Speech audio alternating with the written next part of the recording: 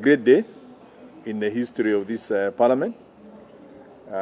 It's a great day also in the history of this country because 8 hours ago, or about 12 hours ago, we had history made in this parliament. This is the first time we had a constitutional amendment bill coming through the popular initiative, processed through the signatures by the people, processed through all the 47 county assemblies, and yesterday we now had the voice of the people being expressed through their elected representatives. And if you look at your constitution, Article 94 basically says, Parliament manifests the will of the people, the diversity of the Kenyan people, and the will of the people. And particularly 95, Article 95 says the National Assembly represents the people of Kenya and their interests. So yesterday, the people's representatives spoke and joined the people who put their signatures and said they will support the will of the people in terms of ensuring a future with unity, peace, shared prosperity, and all the good things that are contained within the Building Bridges initiative. So it's a great day, and it's a journey that we've gone through, and we are glad that for the first time in a long time, we needed only 175 people to pass the BBI constitutional amendment. We ended up with 235 saying yes, right? There are a few people who did not say yes, yeah? And it's their right, and we respect it. But we had 235 people, which is way beyond the two-thirds threshold that's even required for a constitutional amendment. It has not been done in a long time. So it just tells you the overwhelming support that there is for the BBI. I want to make this easy, and I think it's something we'll be doing on a regular basis, but I have my colleagues here. These guys here, they are the team who made it happen. Yeah? The whip of the minority party, Junet Mohammed, who you know, yeah, he had a whole gang bringing everyone almost to the man. The Honorable Wangwe, the majority whip, right, bringing his team, working closely with his deputy whip, Honorable Malcolm More, and our secretary to the parliamentary PG, Honorable Kenan. We work together, plus others who are not here, to actually deliver that number and to convince the members of parliament to turn up despite the challenges we are having with the COVID challenges, with so many things, with so much propaganda. But eventually, at least the Kenyan people now know who is with them and who is against them. Who is for peace, who is against peace. Who is for unity, who is against unity. Who is for shared prosperity, who is against shared prosperity. That's the kind of thing they really wanted to put on record. And for us, as representatives of the people, we're very happy as the National Assembly. Now, we know our brothers and sisters in the Senate, which is set up in Article 96, as they represent the counties and the interests of the counties, right? We expect them to actually represent those counties and the interests of those counties in exactly the same way the county assemblies voted. We had 44 county assemblies voting yes to the BBI. 2 or 3. One is not even sure whether they voted yes or no. But we had an overwhelming number, 40, yeah? Still 43. 43 saying yes, one abstaining, and 3 saying no. Two no, 1 abstention, and 44 saying yes. I expect all the senators from the 44 to represent the interests of those counties, yeah? because that is what the Article 96 says, that the Senate shall represent the interests of the counties and shall protect them. Yeah? So if the county assembly has voted yes, yeah, I don't expect any senator, yeah, would vote anything against the interests of their county. Otherwise, they will not be representing those interests. We, the people, we represent the people. Yeah? 3 million people signed, and we have shown 235 out of 349. Over 2/3 have voted with the people. And I expect the same thing to happen there, be they next Monday, Tuesday, wherever they do it. But we don't want to delay this process further. Article 257 is very clear that the bill shall be introduced in both houses without delay. That also means processing without delay. And as the National Assembly, we've done our bit, and I'm so proud of our members of Parliament, and I'm thanking them, from the depth of my heart. And I know the principles, Honorable Prime Minister, former Prime Minister Raila Odinga, and His Excellency President Uhuru Muigai Kenyatta are very happy. They kept up to date on the voting. They didn't sleep. They were monitoring, and they're very happy that the people's representatives have stood with the people, and we will have an opportunity to actually meet with the members and express their gratitude in person. But as of now, I want to give a bit of time for my colleagues to also one or two things, then we have a Q&A. But today was just a day of saying thank you to the members of Parliament for standing with the people and supporting the good things that are contained within the BBI document. Then, if anyone knows of any bad one, you can ask, and we shall respond. Including, we have you and one of the promoters here. We are also promoters because we signed. We are part of the 3 million signatories. Thank you, Leader. Thank you, the Majority Leader. Mine is very short, is to thank all members of Parliament, all members of the National Assembly yesterday who voted for the constitutional bill. I want to thank them individually and collectively as the whip of the minority and also as a promoter of the bill, that they have really done justice to the Kenyan people yesterday. And secondly, as you are aware, this process has gone through many stages. We have collected 4 million signatures as a secretariat. Then later we took it to the county assemblies, which we got 43 counties. And now the National Assembly has given us two-third majority in terms of voting. Yesterday what happened in this House has demystified many things. It has demystified many myths that have been going on in this country, which was we have the numbers. Yesterday people have realized they don't have numbers. They only have maybe telephone numbers of their supporters. Because look at the numbers, 2/3.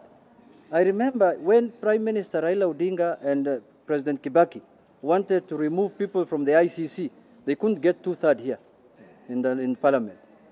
When we wanted to pass the two-third gender bill 2 times in Parliament here, we couldn't raise 5 times actually. We couldn't raise the two-third number. But yesterday we managed to raise 2/3 in Parliament. What does that tell you? It tells you that the handshake that happened at the steps of Harambee House has the support of all Kenyans. It tells you that members of Parliament cannot vote on a constitutional bill or something of yesterday's magnitude when they know their constituents are not supporting it. I can tell you, I'm a member of Parliament. I cannot vote for something the Suna East people are not supporting. It tells you that majority of Kenyans want peace, majority of Kenyans want to have, as the leader said, shared prosperity. And I want to thank His Excellency the President and the Prime Minister for their visionary leadership. Because if that handshake didn't happen, today we will not be speaking about this bill in this House. This is a bill that will unite the country. This is a bill that is going to bring peace in this country. And those, few members, because they are very few. I don't know, initially they started with 80 in the second reading, and then they ended up moving to 60. I'm sure by today they will move to 30, the following day 20. At the referendum time, we might have even only 6 people opposing the bill from the National Assembly. The way the rate I am seeing, people are falling here. You know, when you see somebody like Imani Ngunjiri from Bahati, he has been speaking loudly about the way BBI is bad, and then yesterday he comes and says, I'm voting yes. That must ring a bell in your head that things have changed. Kenya has changed. The country has changed. The era when you can just cheat people, lie people, just because you're a party leader. You know, we are just being magnanimous. Because these numbers can lead even to other things, you know that. We're just being, you know, saying that, please, let's just focus on peace building first. But these numbers can make somebody lose his job, you know that. you know very well, my brothers, we live in the country, and you know what the Constitution says. But we don't want to go that direction for now. We are focused on peace building now and bringing Kenyans together. With those few remarks, I want to say that we are prepared now. Our timelines are clear. We expect the Senate to finish next week. And we want, after that, now to prepare for the referendum. And I can guarantee you, for those who are doubting that there will be no referendum in Kenya, the answer was last night. Last night, everybody slept knowing very well that Kenya is going for a referendum in this year of 2021. Thank you very much and have a good day. The implication of the voting yesterday is a preparation that a referendum is coming soon. And as we do that, let us now tell our people on the ground that warm up, be prepared. For those who are receiving the gains of the BBI, appreciate it fully. Of course, during negotiation is give and take. No Kenyan has lost anything in this referendum. You might have lost one piece, but gained the other.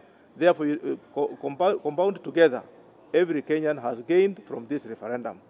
What we summarize with is, what does it say of Kenya as a people? This referendum has brought us, this constitutional amendment yesterday has brought us together. It's a statement that Kenya is united. It's only the political leadership which has been divided. Now with the union on the floor yesterday, let us remain together. Let us appreciate that the union of the President of Kenya, Honorable Uhuru Muigai Kenyatta, and the Right Honorable Raila Odinga means the right way Kenyans must walk in future, today and in future. Let us embrace that and keep it in the spirit. Country, as citizens of this very progressive democratic country, we need to appreciate what His Excellency President Uhuru Kenyatta and the Honorable Prime Minister, the Honorable Raila Amolo Odinga did under the handshake. This has brought about peace, tranquility, and calmness. You are all aware, this handshake, which is a product of an erstwhile two political opponents, has changed everything in Kenya. We are all aware politics is a very dynamic process. And in particular, constitutional making process is a very difficult process. You can imagine if these two great men were not together, things will have been completely different. I remember I was in Parliament when the issue of ICC came. We could not garner the numbers. We have been in Parliament when the issue of two-third gender actually came. It was not possible. We have been around for quite some time. Yesterday was historic. Historic in this sense. This document, the BBI bill, is not a God-made document. It's a man-made document. None of us here seated here will say that it's 100% without mistakes. It has mistakes. That is why a constitutional making process is supposed to be a gradual process. Even in America, which is the home of democracy, even right now, they are thinking of making amendments to their Supreme Court, judicial infrastructure. They are thinking of changing their census rules. Look at what is happening in UK right now between Scotland and UK. These are the realities.